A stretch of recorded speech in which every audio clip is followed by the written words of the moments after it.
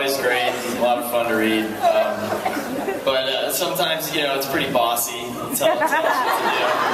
And I have to admit that, you know, we've been working so hard, we're all really busy, and I've stopped opening the fan mail because like 2 out of 3 letters was like, "We don't want Korra. Stop making this series." Thank you. So, you know, we appreciate the enthusiasm for our work, but I just had to stop opening the mail. So don't send those guys. But anyways, I just brought it up because it's really nice to hear your reaction to the show we've been slaving over. So. Yeah, we're really excited to be back developing this world again in a whole new way. Like for Brian and I, it's the exciting part is to be in this world and be able to expand it. And like as much as we love the old characters, we love Aang, we love Katara, they're awesome. You know, creatively, it's just like so inspiring to like dive back into this world in a new location, new time period. It's 70 years later.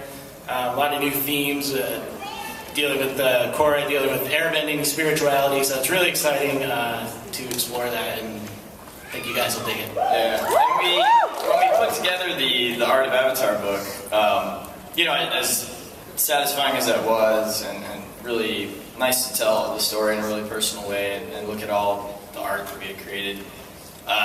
You know, the artist in me just couldn't help as I looked through this stuff saying, we could do this better now.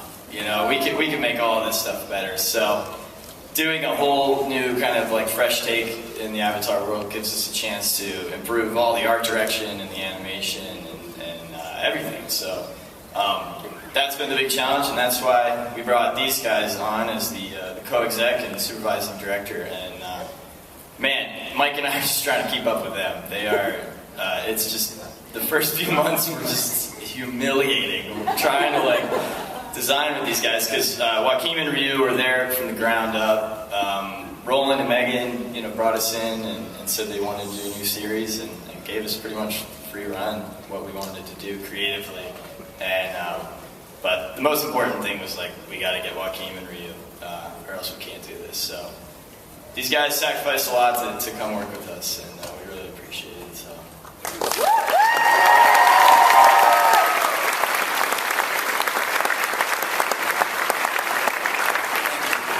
It was totally our honor to be asked in the first place to come onto the show. And Brian's lying when he says he's trying to keep up with us. The idea, and I think the cool thing about this production that makes it really unique from other shows that I've been a part of, and really a lot of the other shows that are out, is that, you know, the top leads are all artists. So the art sort of is, the integrity is maintained from the top all the way through the production cycle. And it's a really unique position for us to be in, and I think it'll show, you know, in the series when it premieres. But you know, more importantly than that, it sort of permeates the industry and hopefully makes everybody and every show in the industry better for it. And I think that's something the original series did. You know, when I went onto it, I was a fan, and I went to you guys because I loved the way the show looked. So hopefully we'll continue that tradition. Should we? Yeah, we can. Should we jump into the art? Yeah, let's start going through it. Cool. We did the laptop map. Kind of revamping the world was bring a little bit more sophisticated style to the character design. Kind of change the proportions a bit. And Joaquin and Ryu are both amazing designers. So from the get-go, you know, Mike and I were like, yeah, they want to do a new series. And we're like, yeah. And then we were like, oh man, we started having ideas, you know. And the first thing, and we've said it in a few interviews, we really wanted Korra to be different than Aang. So we're like, let's do something about the next Avatar, and she's just totally different than Aang, other than being female, just different in her personality and everything. So that's also really refreshing for Mike and I. We'll be writing a scene and just stop and kind of pinch ourselves and say, Aang never would have said this, you know, never would have done this, and that's fun. And so the other thing that we wanted, I didn't want to design her. I didn't want to do a sketch and then send it over to Joaquin and then have them interpret it. We just told him on the phone our idea for the character, and I think 10 minutes later he sent us the first image. So I wanted Joaquin and Ryu to really be in on the ground up, and you'll see mostly their work here. So take it away. All right. And before we go on, you're going to notice that a lot of the setup here is me doing a little kind of goofy sketch, and then Ryu taking that sketch and making it one of the most beautiful things you've ever seen. So that's sort of the theme for this this presentation here. Okay. So while we're in our meetings, Ryu tends to do a lot of caricatures, and the first one that he did when we first started this was sort of setting up this moment right here.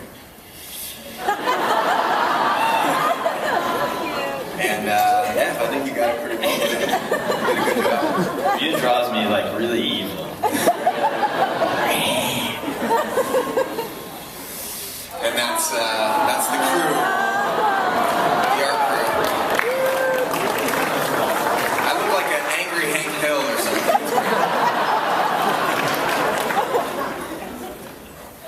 And that was Ryu's first sketch, as we had no ideas.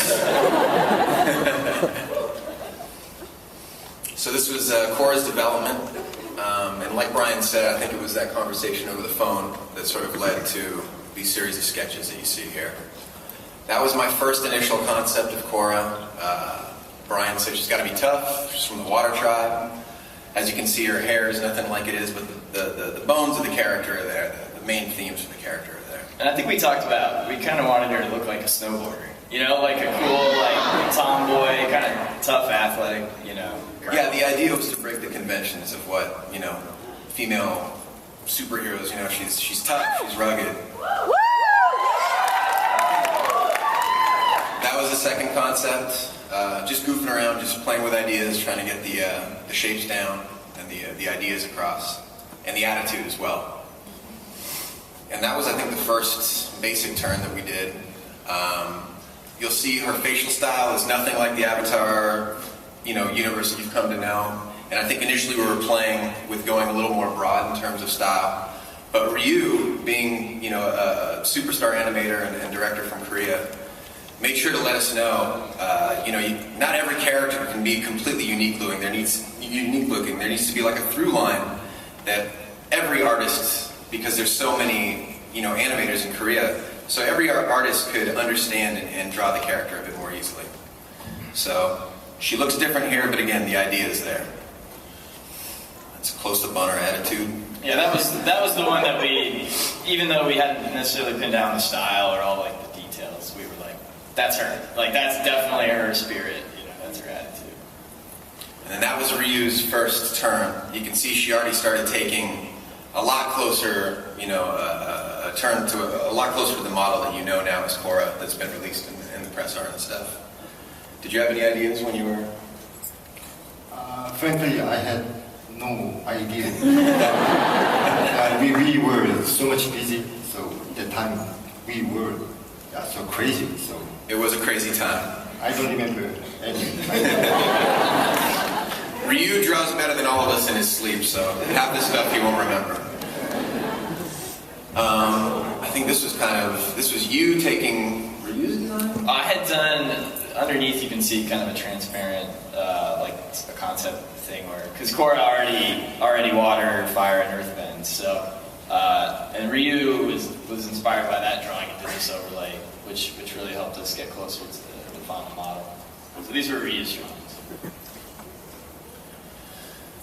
7 heads high, it's the basic proportion. Again, I think we ended up kind of making her a bit thicker and a bit more brawny. Yeah, and then the old series, the heads are, I mean, when I go back and look, they're so big. Lollipop heads. So, I have a small head, so I relate to these areas. But the characters are, I mean, you know, classically the characters were a lot younger. They were aged down, so she's 16? 17. So, most of our main characters are, older than our other crew. Some expressions. Again, Ryu just going crazy and inspiring all of us. That's the official term. And this was really a culmination of all of us throwing our art into the pot, and then Brian taking it all and bringing it all together for this model. So it's got elements from my drawings, from Ryu's drawings, and Brian's drawings. I just glued it together. He's lying. Total lie. But again, what I think that sort of lends itself to is the idea that on this production, you know, even the creative leads at the top, we're all throwing in artistically, which is it's a great help. It's a benefit to the entire production. There she is, all colored up.